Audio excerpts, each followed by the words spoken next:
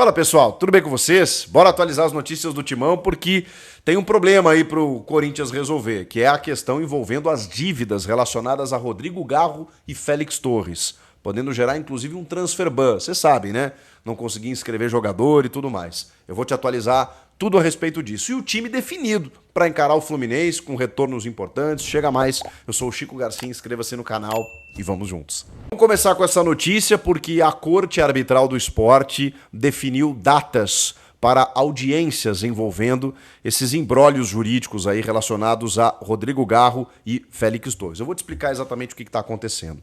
São dois jogadores que chegaram na gestão Augusto Melo no ano passado e que com alguns problemas, né, de pagamentos, inclusive relacionados aí a quem acabou entrando com as ações, né, no caso os clubes detentores desses jogadores, o Corinthians foi condenado pela FIFA. O Corinthians foi condenado pela FIFA num montante aí superior a 9 milhões de dólares a pagar para os clubes correspondentes. Só que entendendo o Corinthians de que não era justo esse valor, o Corinthians acionou a entidade máxima no que diz respeito ao aspecto jurídico do futebol, do esporte, que é a Corte Arbitral do Esporte lá na Suíça.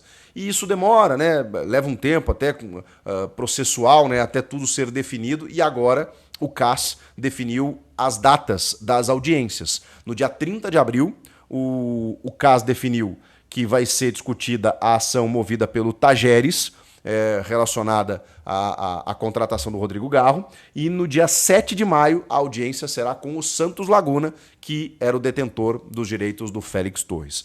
E aí, eu tô pegando aqui direitinho para vocês terem uma ideia dos valores, no caso do Garro, tá?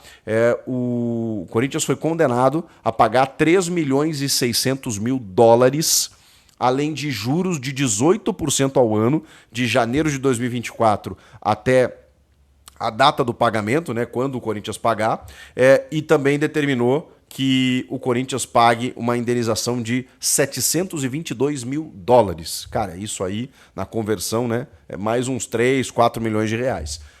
Isso por quê? Porque houve um problema lá na contratação do Garro, de uma divergência relacionada aos impostos, né? Porque aí tem a tramitação, a contratação de um jogador estrangeiro, ela tem um imposto. E muitas vezes não fica no contrato, e esse é o problema, né?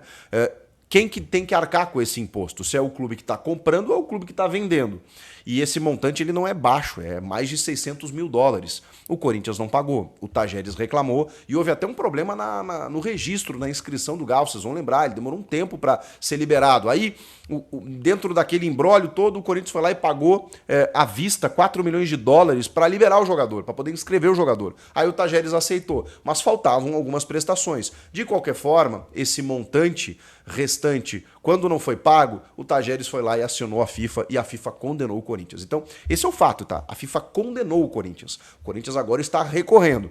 No caso do Félix Torres, aí é um problema do chamado fluxo de caixa, né? Paga a primeira parcela, não paga o restante. Aí fica difícil cobrar, né? Aqui, ó, tem os valores do Félix Torres. No caso do Félix, o Corinthians foi condenado a pagar 4 milhões e meio de dólares, que era o valor restante do contrato, inclusive parcelas que nem tinham vencido ainda, né? Tipo assim, tinha parcelas que queriam vencer agora na metade de 25, início de 26. Mesmo assim, os caras cobraram o valor inteiro do contrato e a FIFA deu o ganho de causa. Condenou o Corinthians a pagar todo esse valor, 4 milhões e meio de dólares pelo Félix Torres. Olha que situação.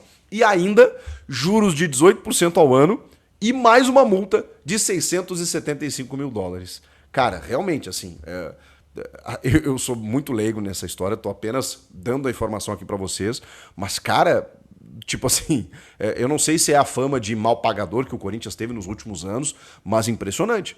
Os clubes, obviamente, reclamaram e a FIFA, do tipo, já deu a canetada, né? Não, tem que pagar. E aí, se não pagar, meu amigo, é aquela coisa, né? Enquanto a coisa vai se arrastando no aspecto jurídico, tá tudo certo. Agora, quando definir, se nessas audiências o CAS definir, não, ó, Corinthians, paga e paga agora. O Corinthians vai ter que pagar esse valor à vista. E aí a gente está falando de 55 milhões de reais. Isso não vai ser agora, tá? Normalmente isso se arrasta um pouquinho, então há uma previsão que essa definição ocorra no segundo semestre apenas. E aí, se o Corinthians não pagar, a implicação maior, vocês sabem, né, é o transfer ban. O que é o transfer ban? É aquela medida da FIFA para esse tipo de caso, né, para clubes que não pagam, né, aquela coisa toda, ficarem impedidos de registrar jogadores, registrar atletas. Então, você pode até contratar, você não pode registrar. E isso seria para a próxima janela, a janela do final do ano, provavelmente. Janela do final do ano, o Corinthians teria essa dificuldade. Isso se ele não conseguir resolver, né? Isso se ele for condenado mais uma vez no caso. Então, tudo isso a gente vai ter que aguardar. Só que tem mais um detalhe. Eu falei do dia 30 de abril, que é a audiência relacionada ao Tajeres e ao Garro. Dia 7 de maio do Félix Torres. 30 de abril do Garro. 29 de abril é a audiência do caso Matias Rojas, onde o Corinthians também foi condenado a pagar 40 milhões de reais. Se o Corinthians for condenado nessas 3 ações, do Rojas, que aí é o Rojas que moveu contra o Corinthians, do Tajeres e do Santos Laguna, nós estamos falando de quase 100 milhões de reais, que precisam ser pagos na bucha. E o Corinthians, obviamente, não vai ter esse dinheiro. Então, é preocupante. Preocupante aí o que pode acontecer nos próximos meses, mas o caso já definiu essas datas e aí a gente vai ficar ligado para saber o que pode acontecer.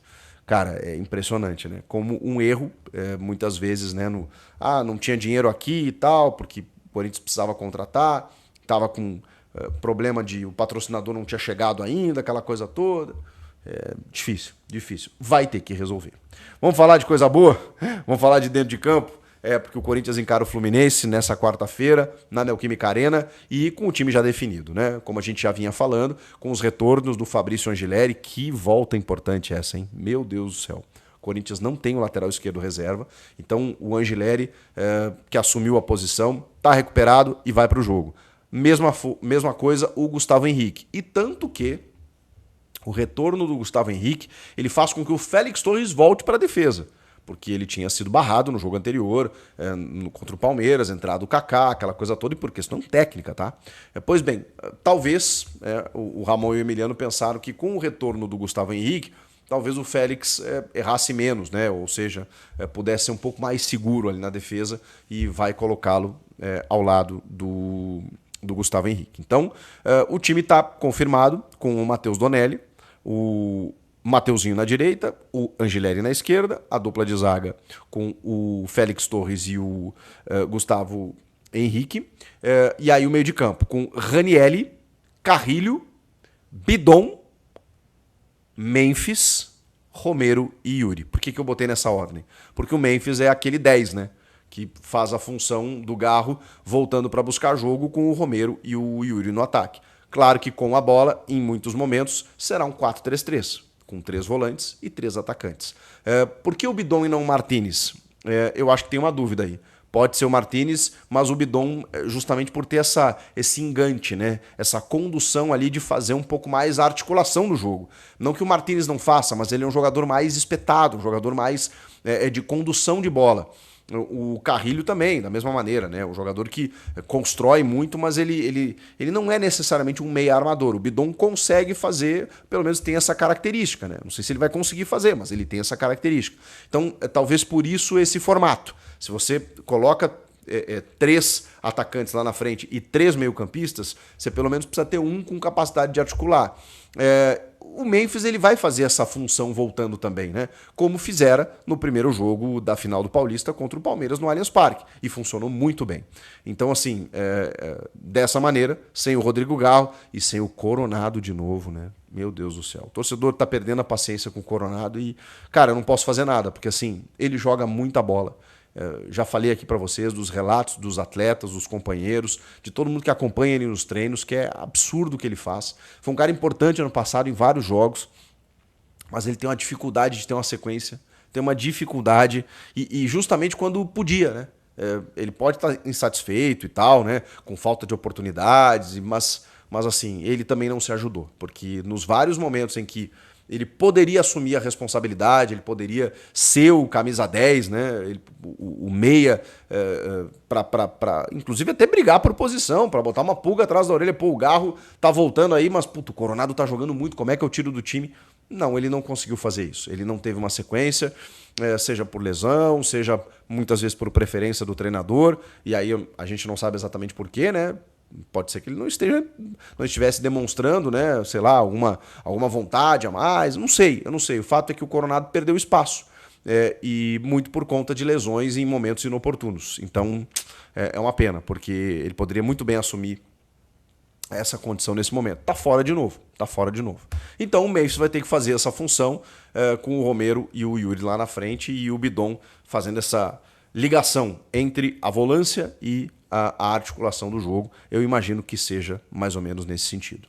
E aí, esse time tá bom para encarar o Fluminense, que vem de 3 vitórias seguidas, mesmo que 2 com gols no finalzinho ali, né? Contra o Bragantino, contra o Santos, um gol, inclusive, que a bola desviou, mas o Fluminense jogou melhor do que o Santos no Maracanã.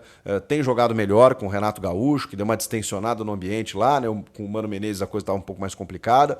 É um Fluminense de bons resultados, que tem bons jogadores, e vai ser difícil assim, porque provavelmente será um grande duelo, mas o Corinthians precisa se recuperar da pancada no derby.